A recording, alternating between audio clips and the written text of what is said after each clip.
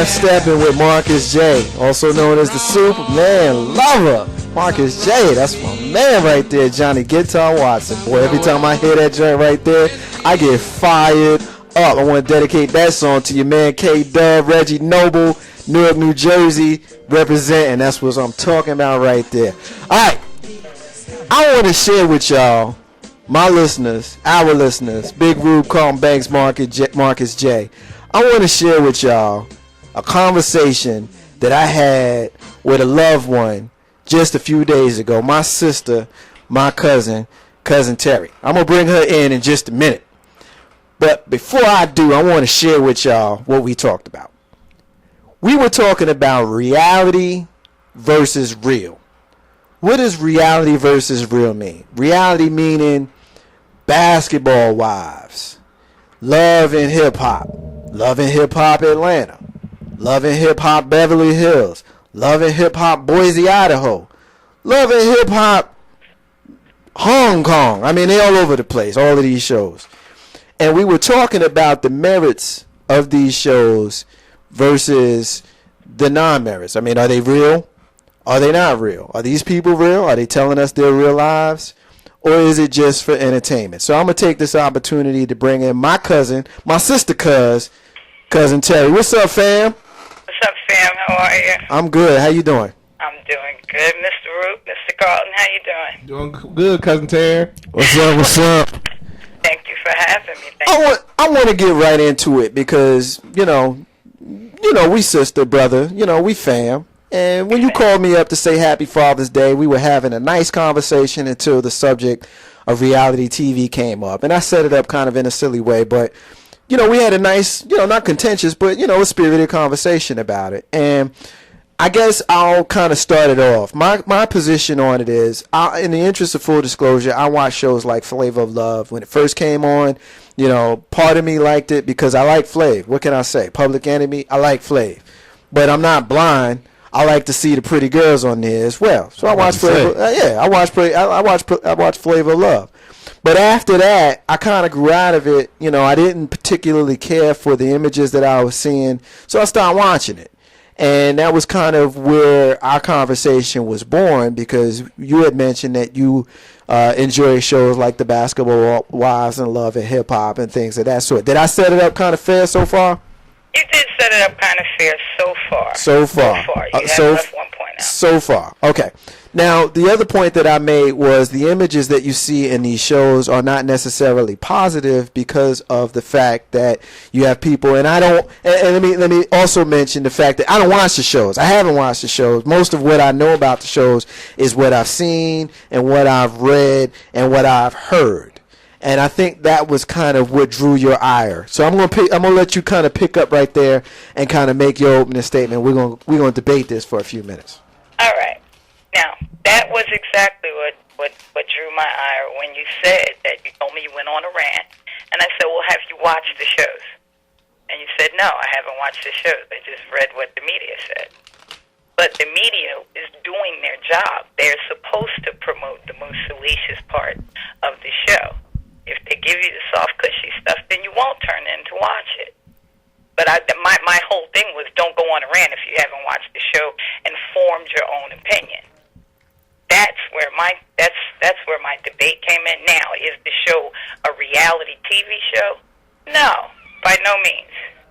And anybody with even a decorum of intelligence knows the difference. They know that Tammy Roman and Evelyn don't jump over tables, you know, in the real world. The same way I knew at one point that Hulk Hogan didn't walk around in red tights and a yellow T-shirt. Well, after a while he did. But okay, I'm about to say, I gotta say, because you were about to lose your potential. Yeah, we see it. Right? But he turned it into a multi-million-dollar franchise. What? You know, and nobody I did not hear anybody saying, you know, we shouldn't watch WWE. You know, this is real. These people really do jump off of rings, and you know, they do this. They get paid for acting a fool. Well, sometimes, hey, one thing that I'll say, and we'll come back to, you know, the Basketball Wives in a minute, but anybody who's watched wrestling, you know, you can sit there and you can debate whether it's real or not real, but you can't fake jumping off the top rope. You can't fake that. You know, the script You know, who's going to win, who's going to carry the strap and all that kind of stuff. Yeah, that's all scripted. But the injuries are real. You know, the blood is real. And somebody jumping off the top rope from 20 feet in the air onto your chest is real. But I digress on that. That's something that, you know, our Nana, rest her soul, Well, used to that's not always... really digression, because that's kind of what happens on Basketball Wives. Yeah, our Nana used to always say... If we called it the Basketball Wives of Wrestling. Yeah. You know, and you even made another good point. If all of the women on the show changed their name to something else. Right. Well, where that comment came from was when you and I talked about this morning. Yeah. I was actually watching Single Ladies, which is a show that I enjoy, which came off to you as somewhat hypocritical that I could enjoy Single Ladies, but not find Basketball Wives or a show like that. And I keep picking on them because they're the one that's the first on my mind. But building a franchise. Well, here's the difference. Billion likes on Facebook this week. Well, here's the difference, though, to me. The difference is Lisa Ray plays a character called Keisha. Mm-hmm. You know, whereas Evelyn plays Evelyn herself. And it's promoted as reality TV. It's promoted as Evelyn comes across tables and wilds out. Whereas Lisa Ray reads a script and is acting with other actors and actresses. And that's where I was going with it. And I think, again, a big part of the reason why you and I debated this was because I don't watch the show. I choose not to watch the show. And your point was because I haven't chosen to watch the show, I shouldn't take the time to rant about, at least negatively, about the show. Is that right? That's kind of my point. Yeah. And, you know, my thing with that is this. I've watched, like I said, I watched Flavor of Love. I'm familiar with the reality genre. I've seen enough clips. I don't need to sit for an hour and watch the show to have an idea what's going on. We've all seen the clips. We've all read the stories. And we all have a pretty decent idea of what the show is about. I just choose not to watch it. I choose not to support the show when it's given the label reality. It'd be one thing if it was fiction. Because, hey, look, we all grew up in the 80s with, you know, Sylvester Stallone and Arnold Schwarzenegger and Bruce Willis shooting 1 million people. We know they didn't kill people. We know that. But it wasn't under the guise of reality. It was under the guise of fiction and entertainment. That's where you lose me. You lose me when you have these people like Jim Jones' mom, who I met in a club in Jersey City. I won't call them out because they ain't paying me. But I met her. And from everything I heard about this woman, because, you know, I don't watch the show she's on. I already told you that. But everything I had heard about her, I saw on display in the club that night. So why do I have to sit for an hour and watch this stuff? So wait a minute. That is the reality. Right. That's my point. Yeah, and that's the reality of her life. And guess what? You can't knock the woman for getting paid for it. So, it's drama. It just so happens to be her life.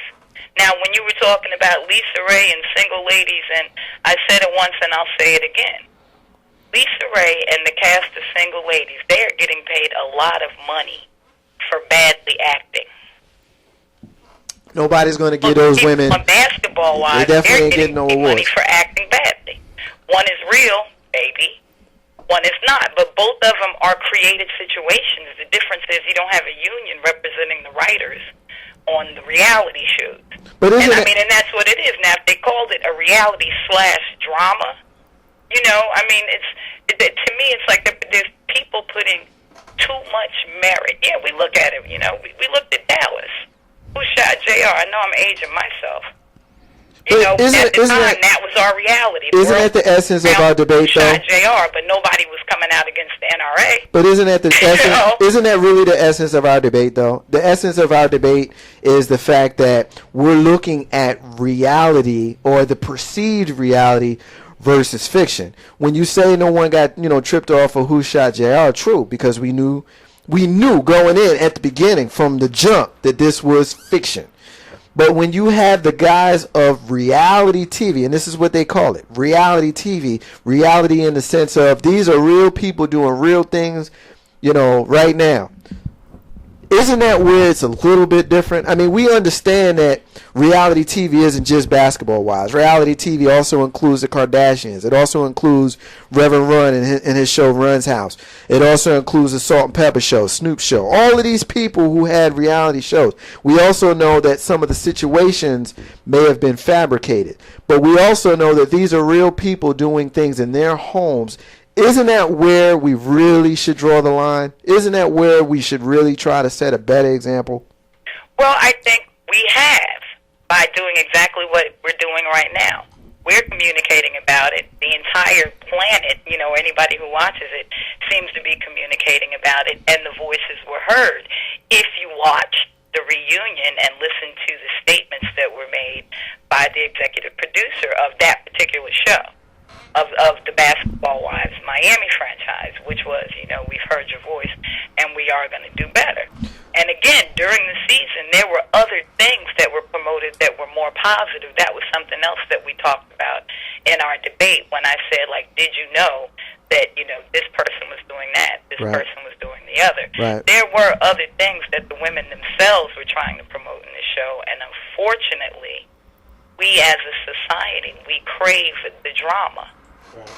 That's why I say we know that it's reality. Well, I made that point as well. If they choose to make money off of a bad idea, so be it. Let them. I made that point as well when we turn on the news, especially this time of year, and the first thing we see is who got shot, who got robbed, and all that kind of stuff leads the show.